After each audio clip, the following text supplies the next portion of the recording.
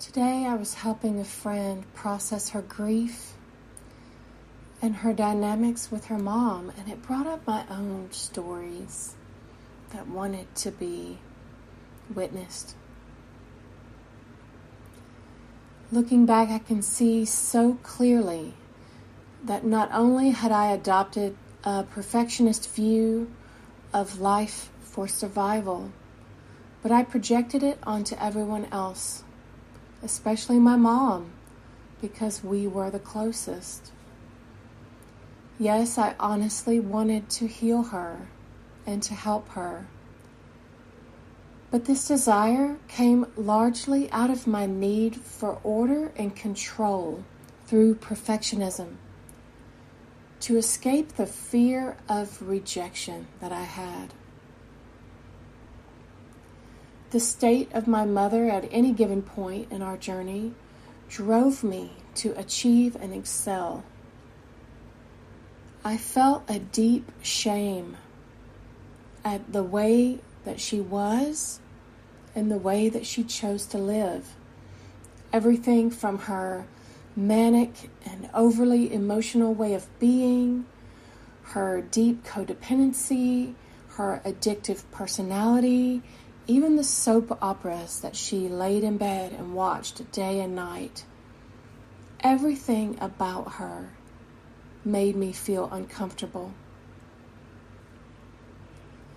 But I realize now my desire to heal her and to rescue her was about me, not her. I was ashamed of her because society taught me to be. The lists of reasons to be ashamed was a mile long, and I took them all personally. I took them within me as my own to resolve. I had to earn my way out of this shame, perform my way out of this shame. I was afraid people would judge me based on her and who she was. So in my life, I took on the world to prove that I wasn't a failure like she was, that I wasn't worthy of rejection like I had been conditioned to think I was. But because this was the silent, unconscious instructions behind all of my actions, no matter how hard I worked, it all became toil. Somehow, I would end up back where I started. It took me 4 decades to realize what I was doing. And only after a couple of breakdowns, one in 2011 and another in 2016, did I begin to shift this pattern and to learn that there is no external source of validation that can heal me. It must come from within. No one told me all those years I had permission to have compassion for myself and my mom. No one told me that failure is inextricably intertwined with success, and that from Spirit's point of view, I was here to learn, and all of this learning through failure was my greatest success. No one taught me that my poor, sweet mother was suffering so intensely that she was just unable to function in this life. And that an alternative way of seeing her was through deep compassion and sovereignty, a reverence for the sentient being she is, who chose to come here and live out these painful life lessons. No one taught me because hardly no one knows this. More are learning now, but I had to learn it on my own. I had to learn that I cannot run from shame. I cannot run from shame. and that I can survive rejection. My mother's life was and is a gift to me. She demonstrated for me what human consciousness looks like when consumed with shame and unworthiness.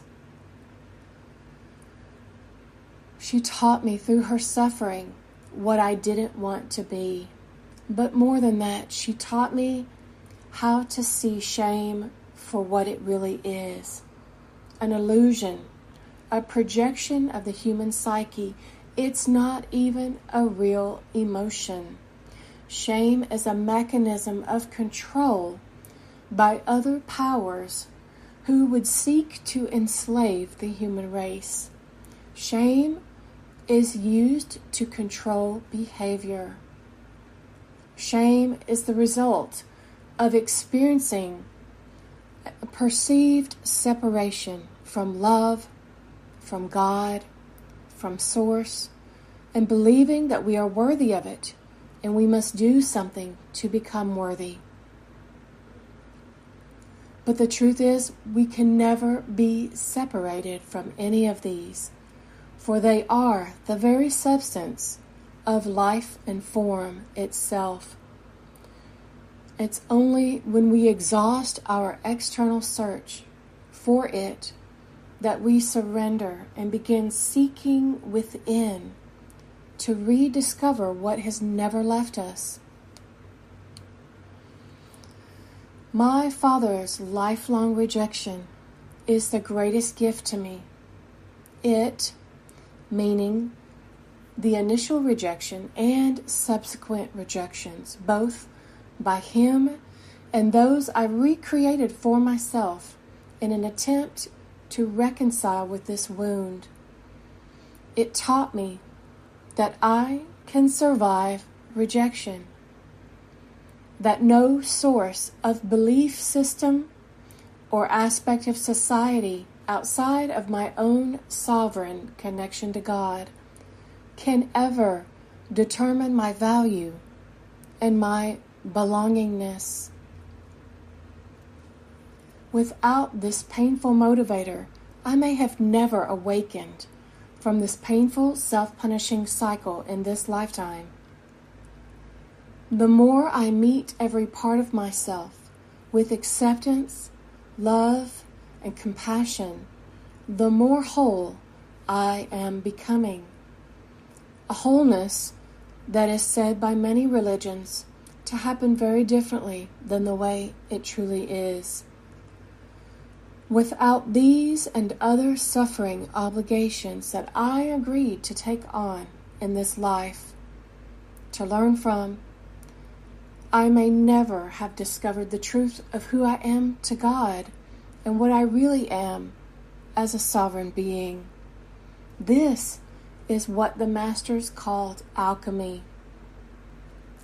The transmutation of shadow into light, the transmuting of a lesser metal into gold, of transmuting suffering into ecstasy and divine bliss. My mother's behavior was never the problem. It was my belief that her behavior created unwanted limitations for me. That was the real problem.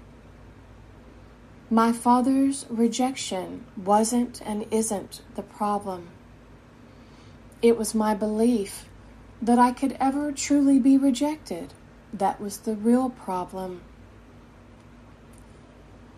To reach these higher levels of truth within us requires the dismantling and destruction of the truths we held before it.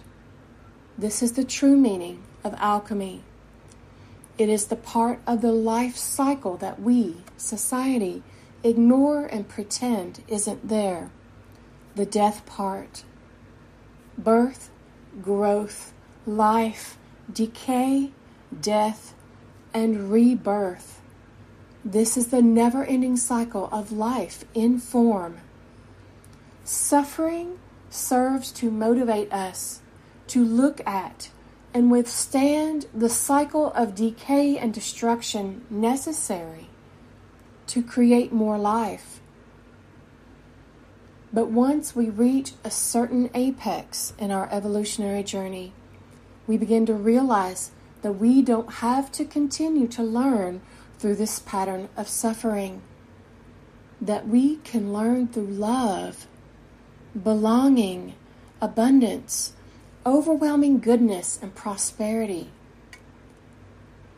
But we can only reach this through the destruction of every belief and mindset contributing to the old system within us. Can we face such destruction of who we think we are in order to obtain the truth of who we really are? It's not for the faint of heart or the casual sojourner, but the invitation is extended to all. Lastly, suffering is the great equalizer. It is what bonds us together in every corner of creation. It is only when we deeply face our own suffering and come to our more pure and refined self, our more true and unified self, that we develop the compassion and wisdom necessary to view others in their sovereignty, respecting deeply their life path and trajectory, no matter how it looks on the outside to our egos and to all of our lists and our rules about what is good and proper and the right way. Only then will our society truly change from the inside out. Only then will the need to control and dominate be bled from our veins. Only then will hearts become open and accepting of those unlike themselves. No one religion or theology can produce this for us with strict adherence. Please see this. It is the very attempt itself to control the behavior of others that is creating so much suffering in the world. Because no one person's life path is the same as yours. You are here to learn your lessons, discover your truths, and to speak them out, and to become a part of the chorus of voices speaking and being in their absolute trueness, regardless of how weird or different or unlike others it may seem. Your fight against others because you think they have the power to tell you who you have permission to be is a straw man. The power behind it is you. It's your belief. It's not them. They are just a manifestation of your belief, showing you what you truly believe. The answer to escaping that dichotomy is within you, within the deepest chambers of your own heart. And the oneness that you are with Source, with God, and with love. Nothing short of this can give us the courage to live in our utmost truth and to accept every version of ourselves along the way. Because until we accept every aspect of ourself, we will never have the tolerance and the compassion and the wisdom to accept others as they are.